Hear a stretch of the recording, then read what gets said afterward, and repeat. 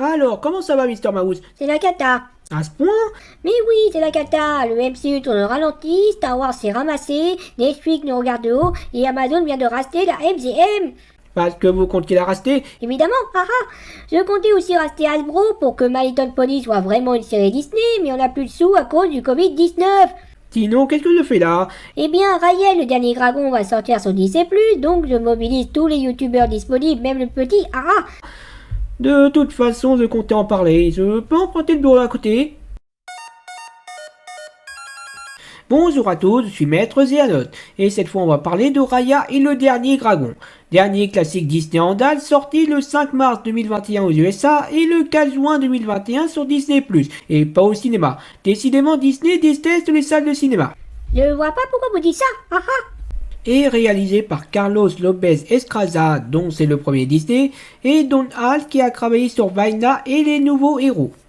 Alors, dans un monde où les dragons et les humains vivent en harmonie, une entité nommée le Groom a commencé à sauver tout le monde en pierre et les dragons se sont sacrifiés pour l'arrêter.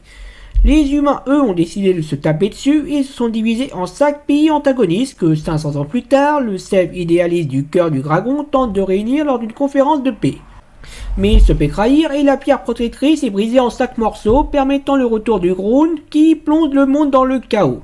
Le dernier espoir reposant la princesse Raya qui devra s'associer au dernier des dragons pour retrouver les 5 morceaux tout en faisant des rencontres plus ou moins marquantes et affronter celle qu'il a trahie autrefois. Si vous vous rappelez de ma vidéo sur Soul, j'avais vite fait parler de la bande-annonce de Raya en disant qu'elle me semblait prometteuse.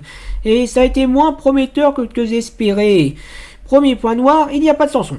Je sais que plusieurs classiques arrivent à s'en sortir sans chanson, mais on sera d'accord sur le fait que les plus marquants des classiques Disney sont ceux qui ont des chansons cultes. Je reconnais certes que l'OST compense en partie, mais j'aurais du mal à en être sûr, vu que je passais mon temps à baisser et à monter le son parce que celui qui s'en était chargé était incapable de l'harmoniser. Ensuite, ça manque d'un méchant marquant, le Groom étant juste une entité maléfique et Namari n'est pas une méchante. Juste une antagoniste qui a décidé de se consacrer en priorité aux besoins de son peuple comme étant un style d'erreur qui détruira le monde et pour laquelle Raya devra choisir de lui pardonner. Mais ça ne fait pas de Namari une méchante et c'est peut-être ce qui manque un peu à ce film. Ils n'ont aussi pas mis de romance, même si je ne vois pas vraiment où ils auraient pu en placer une. Pourtant, Raya et les derniers dragons respectent bien la recette d'un classique Disney, peut-être même un peu gros. Raya est l'héroïne un peu garçon manqué qui a en quelque sorte perdu la foi, avec contrepoids Sifu, un dragon oriental, un quart comique-relief, un quart naïf et un quart compétent. Et avec les différents faire-valoir qu'ils rencontreront et avec lesquels ils s'associeront dans leur quête, ils forment un groupe de personnages relativement sympathiques à suivre. Mais comme je le disais, ça reste assez classique. Quant à l'univers, il reste à peine esquissé. Déjà, le fait que Raya fasse son voyage alors que le monde est en ruine, ça n'aide pas. Mais en plus, comme on est dans un film Disney qui a pour obligation de ne pas dépasser les 2 heures, en moins de 2 heures, t'as juste le temps de faire un peu d'exposition. Je pense que Raya, le dernier dragon, aurait été plus à l'aise dans un format série. Et bien entendu, l'animation de ce film est très bonne et fait un sans faute au niveau des scènes d'action. Bref, Raya le dernier dragon est loin d'être un mauvais film, mais il est trop classique pour pouvoir marquer à mes yeux, et je pense que je l'aurais oublié si toute cette critique sortie, en attendant une éventuelle adaptation comme Monde de Kingdom Hearts 4. La prochaine fois au menu... Mince, j'ai oublié de lui dire que c'est là que je rendais ma malédiction, haha.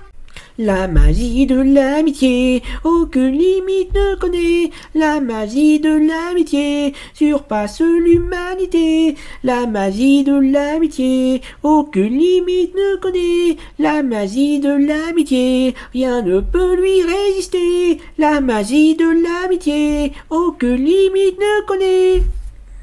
Tiens, tant que j'y suis, après avoir viré l'ingénieur audio, je vais virer celui qui se sert de Disney Plus en France. Ah ah.